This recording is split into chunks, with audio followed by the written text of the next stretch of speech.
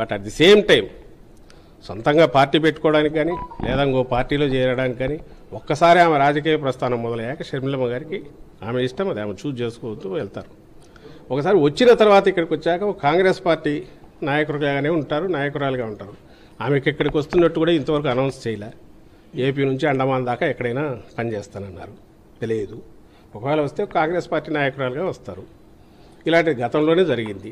మా పార్టీ పుట్టినప్పుడే first by ఎలక్షన్లోనే వివేకానంద రెడ్డి గారిని ఆ రోజు కాంగ్రెస్ దీంట్లోకి ఇది పెట్టుకొని ఆ రోజు తెలుగుదేశం కాంగ్రెస్ కలిసే కడపలో జగన్మోహన్ రెడ్డి గారిని మా పార్టీని మొగ్గలోనే ఉంచాలని ట్రై చేశారు.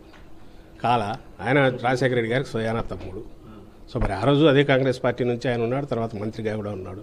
ఏమైంది ఆఖరకు? ఆ రోజే అప్పుడు అధికారంలో కాంగ్రెస్ ఉంది, ప్రధాన ప్రతిపక్షం తెలుగుదేశం పార్టీ, మాదేమో అప్పుడే పుట్టిన వైఎస్ఆర్సీపీ అప్పుడే పుట్టిన పార్టీ. ఫ్యాన్ గుర్తు తెచ్చుకున్నాము, నేరుగా ఎలక్షన్లోకి వెళ్ళాం. రిజల్ట్ ఏందో చూశారు. ఈరోజు అసలు కాంగ్రెస్ పార్టీ లేదు. మీరు దాని గురించి మమ్మల్ని అడగడం, దానికి మేము సమాధానం ఇస్తాం, ఏమి ఇవ్వగలం? దీంట్లో ఏదైనా కనపడితే చంద్రబాబు కుట్రకోణం కనిపిస్తుంది. ఆ రోజు నుంచి రాజశేఖర రెడ్డి గారి మరణం మీదే డౌట్స్ ఉన్నాయి కాంగ్రెస్ దానికి సంబంధించి. దాని తర్వాత వచ్చిన పరిణామాలలో జగన్మోహన్ రెడ్డి గారి మీద పెట్టిన తప్పుడు కేసుల్లో కానీ ఇటు టీడీపీ కాంగ్రెస్ కలిసే చేసాయి. అక్కడి నుంచి ఆ జర్నీలో కాంగ్రెస్తో ఎప్పుడు ఈయన తెర వెనుకో ఏదో ఒక రకంగా అయితే కాంటాక్ట్లో ఉంటున్నాడు.